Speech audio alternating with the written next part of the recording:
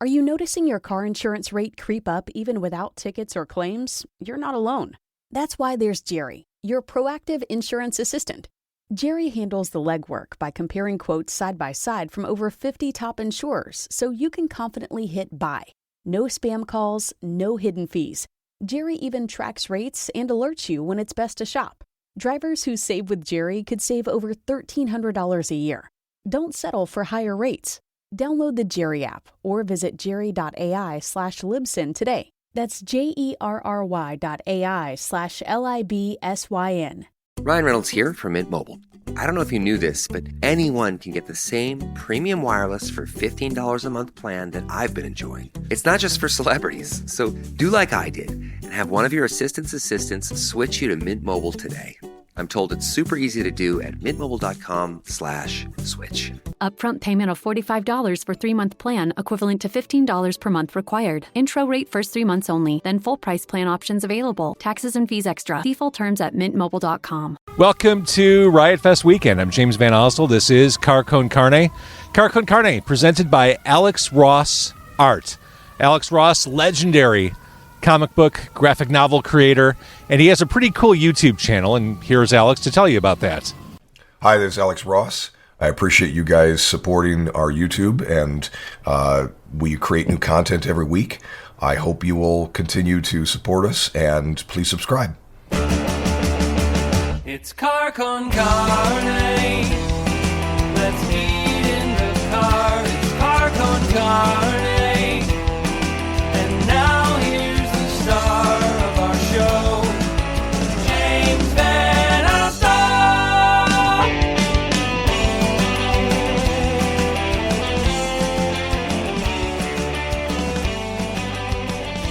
Car Con Carne also brought to you by a book called 90 Days in the 90s. It is a trip back in time to the 1990s in Chicago. It's written by my friend, Andy Fry, and he will be, along with his book, at Loud Pizza Records in Highland Park. That is happening on Sunday, October 1st, so you can get a signed copy, take the gray line back to the 1990s, and relive all the music, moments, and pop culture as Darby, the lead character, who owns a record store, goes back to Chicago during those amazing days. What bands does she see? What clubs does she go to? Relive it all. Get the book in person on October 1st at Loud Pizza in Highland Park. Car Con Carne, also sponsored by Easy Automation, easy-automation.net. Are you a homeowner? Are you ready for a truly smart home? Does the idea of minimizing your energy usage while maximizing your comfort sound good? The answer is yes. Easy Automation will help you find a customized solution that is right for you. Their team has more than 30 years of collective experience in the industry and will tailor a service package that fits your lifestyle and needs. Doesn't hurt just to get a quote. Find out more. Go to easy-automation.net or call 630-730-3728, 630-730-3728. What a blessed event. What a blessed day. What a blessed day. You couldn't get a better day in Chicago. This is a bucolic day in Douglas Park in Chicago, Illinois. It is a picture-perfect day. I'm here with a massive chunk of Sludgeworth. You got not exactly half. Part. You got like a third, right? A third. So, I mean, it goes without saying, 2-3 years ago, I couldn't have seen this happening. No, a year ago. If you would have said, "Hey, you guys are going to close out the Rebel stage at Riot Fest" a year ago, I'd been like, "You're fucking crazy." It's fine. Okay, It's fine. I'm sorry. I'm trying to. No, I appreciate it. They're kids. Oh, he's been every rehearsal, every. Yeah, if there's no cursing, please let us know on your show. So all bets are off. Swear away. It's oh, okay. Good. I feel better. From first walking in here, like the theme has been like, we can't believe how amazing today is. Just weather-wise, how the whole thing is set up. It's just been fun. Yeah, I mean, really, September is really a good time for a festival because, you know, especially when you're here going in July, Chicago, August, it's just too hot, man. You know, so it's like the weather's like perfect. It's great. I'm very excited to be here. This is pretty amazing. Well, and the point is, yes, it's beautiful outside. What a lucky day this is to be playing and celebrating music. The fact that Sludgeworth is here is pretty damn impressive. I mean, I don't think it's even hit us yet. Talk to us at about 8:40. Right. When we put our shitting pants on, then it's a different interview at that point. But as of right now, it's like you said earlier, it's summer camp. Like, we're just having fun. Yeah. The fact that you can come back to this band after so many years and do this and have people come see you, it's got to feel great. Yeah, it does. It's kind of mind-blowing a little bit. When we played like Cobra Lounge, and it really, it sold out really fast, and it really surprised me a lot. Honestly. Well, And then we got this offer, and we've got more to come. Actually, really? Okay, yes, well, we do. That's the obvious question I was going to ask at some point. Yeah. So the Sludgeworth train keeps rolling. Oh, it's fucking choo-choo, bro. Yeah. It's yeah, fucking choo-choo, bro. It's fucking choo-choo. I've waited all day to hear it's fucking choo-choo, bro. We went from hell no, we'll never play to choo-choo, bro. to like having three new songs. Really? Already? Yeah. So tell me what it was. What got you back in alignment? No, that's a great question. So go ahead. So when Red Scare re-released it, right? They're like, "Would you guys do a show?" 037 Like, and the re-release was the vinyl release of Losers of the Year. Right. And it was a lot of hell no, like, no, we don't want to do it. There's no interest. We didn't feel like. They're like, no. So we're like, all right, well, let's book a rehearsal and see what it feels like. So we did in March, I think it was. Yeah, it might have been around February that or time. March. And we booked a rehearsal, and we went in, and it was like no time had passed. Which, for the record, I mean, yes, there's been reunion stuff since, but you were active as a band in the early 1990s. You were children. Yes. Yep. And for you to say that it's like nothing had changed since then, that's pretty remarkable to slide back into that. Don't get me wrong. There was rust that needed to be knocked off. Yeah, you shake off a little rust, but it was funny, man. When I walked in, I'm like, oh, I remember this. It almost felt like home. It felt like a childhood memory almost. It was weird, man, because like it vaguely, it's like a different lifetime or something. You know what I mean? We've known each other a really long time. Really long time. It's part of your story that you can come back to at any time. Yep. Me and Dan had talked, and we were just talking about how bizarre it's all happening. It's all happening really fast, and it's very strange. And I'm like, the universe. No, not to get esoteric on it, but the universe was like, listen, take 30 years, figure your shit out, push out some fucking kids, try to raise a human, and then get back together and make some killer music. And I'm going to say something too. I really realized that we actually really do like each other. We really do. It's like, I think, like a band is like a family. You fight over just stupid crap, and you're looking back and you go, what were we even, Right. Are we, we have differences like you do in a family, but we're pretty close at the same time. It's kind weird. of, it is weird. Well, I've said this before, and I probably said it to you the last time. Adulthood, maturity, time, and distance makes a lot of stuff seem really stupid. It does, and it's like, God, we grew up together. We got this thing. People want us to see us, and we're very lucky to be in that position. So we're also really fucking weird, man. It's like a weird bunch. It's like these weird, like North Side Chicago, kind of white trash, kind of hillbilly. but like what comes out of that? You found each other. Yeah, it's bizarre. It is bizarre. I agree, but yet it works, and and not just music. I think personality-wise, it kind of works too, even though it's an odd bunch. I would say, right? We all navigate each other better. Like, we understand. Like, I understand that Dan has different tastes than me. Yeah. Or Dan has different views on certain things than me, or Dave, or somebody. But like, we're like, that's cool. Those are yours. Yeah. Before it'd be like, trying to convince Dan that like, this is right. I'm right. I'm gonna play this song like this. Dumb shit. Where now I can look at it and be like, yeah, that's not really like, my idea isn't the best idea. So now now we're in a position where it's not whose idea it is. It's like, what's the best idea? What serves the music best? I think we did that back then, but we fought a lot about it. Yeah. You know what I mean? Like, just kind of, there was always push and pull. Yeah. You know, Opposite and polar, then eventually you know. it was just like, all right, this isn't going anywhere for me anymore. But now here we are again, 30 years later. So, Well, the question is, you talk about, what do you say, 4 new songs that you've written?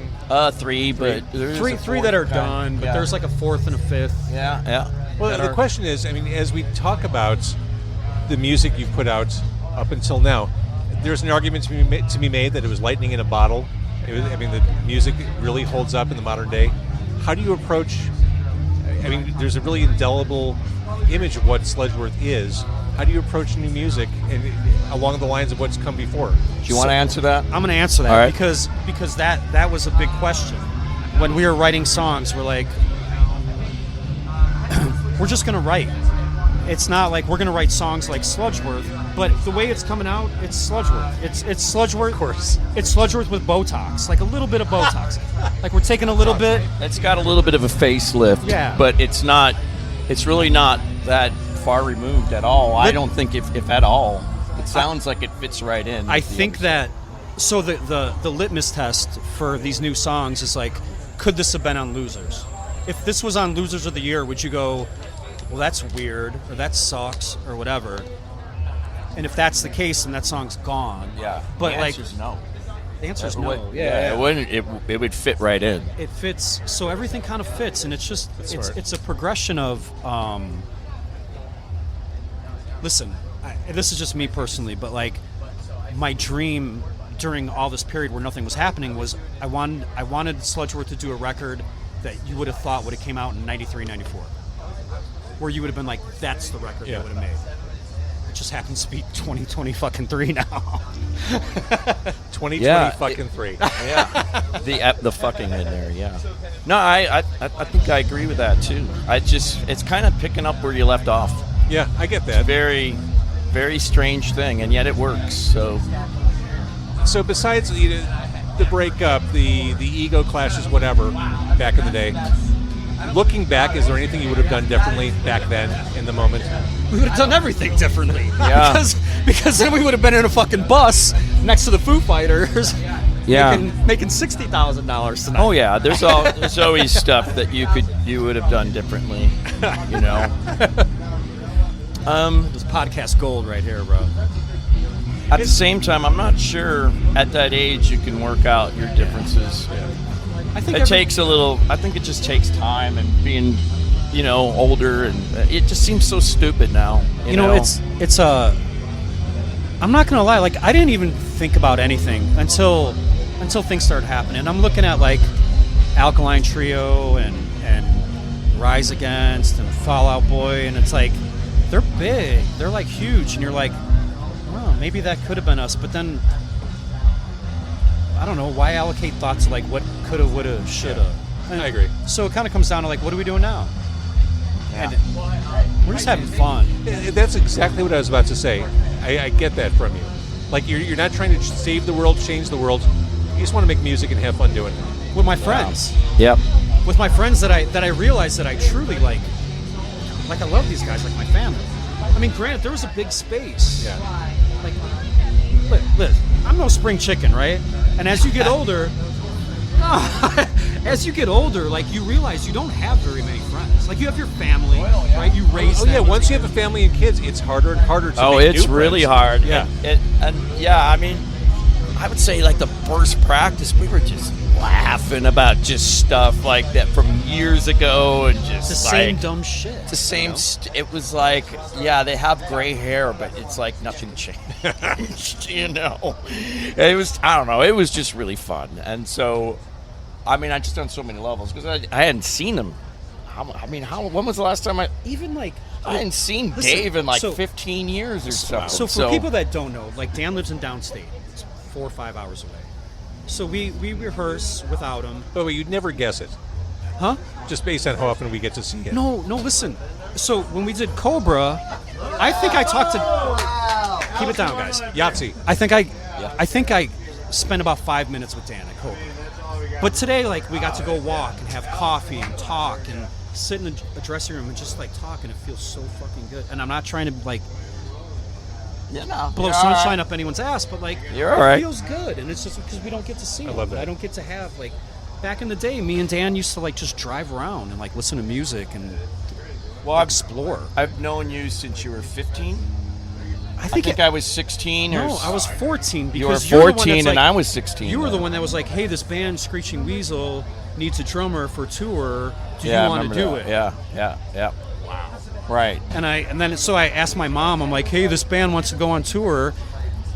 And she's like, well, how long? And I'm like, I don't know. And she gave me $25 and then sent me off on the road with a bunch of grown men. It was That may be fucking the child trafficking. I think you were like 15, I was right? 15 on the first tour. So just to recap, you asked your mom if you could join Screeching Weasel. I asked my mom if I can go on tour with a punk rock band. God. So we're sitting right outside the main stages of Riot Fest. This song the Breeders are playing right now, I just want to get along. It's like 2 minutes long. It's like my favorite Breeders song. I digress. Let's get back to Sludgeworth. Fucking love this song. So here we are. We're at Riot Fest. You're closing things out on the Rebel stage. I don't suppose you would do anything differently, but what's the mindset walking on stage? Just like it always is. Just go out and play your show, have fun. We Just So- do it. So we kind of put our balls on the table, right? We're kind of showing our nuts in this one, I have Clorox wipes. If you need. You'll need them. but like it's gonna sound very trivial to a lot of people, but like we have a little intro piece and we have a backdrop, so it's kind of like a statement being like, this isn't a one-time thing. Yeah. Like we're here, we're doing some shit. So stick around. We didn't do that kind of thing back in the day Sure. either, so it's kind of fun for us. Well, because back in the day it was like you never knew if we were gonna make it. Yeah. Like to the next show, if we were gonna, Right. you know what I mean? I Like, agree. I love it. Yeah. I'm so thrilled you are in the headspace you're in. I love it. I'm wildly encouraged that you're making new music and writing new songs. Oh, thank you. This is a really exciting moment, and it's cool to have you guys come back around and make music for music's sake. That's why you started. That's why we started it, and we're having a lot of fun doing it. We really are genuinely having and a ball. we're in the best position ever because we don't have anything to prove to fucking anybody. Right, Yeah. you're not trying to do or be anything No. other than No. No. Those days are way I'll over. tell you what. Yeah. You know what I am trying to do, like, and thank God for this band because like our first practice we videotaped it, and I was like, man, dude, you got, like, I'm looking at myself, I'm like, you got a fucking gut, like you're fat, man. And like I was like, I can't fucking play drums fat. Now I'm told the ladies like the dad bod. I heard that. Now. I've heard that. I'm coasting Well- on it. Yeah, Betting on it. bacon on it. I don't know, but I got rid of it. I got rid of my gut from Sludgeworth, the Sludgeworth workout program. Yep. You should do a podcast. Yeah. We've done some interviews on podcasts. Well, yeah. This guy James. Case in point, yes. Yeah. All right, guys, I'm going to let you catch your breath before you take the stage, headlining tonight, bringing things to a close on the Rebel stage. I love you. I'm so glad you're Love doing you this. back. Thank you for having us. I really appreciate it. This is really awesome. Yeah. Thank you, James. This is awesome.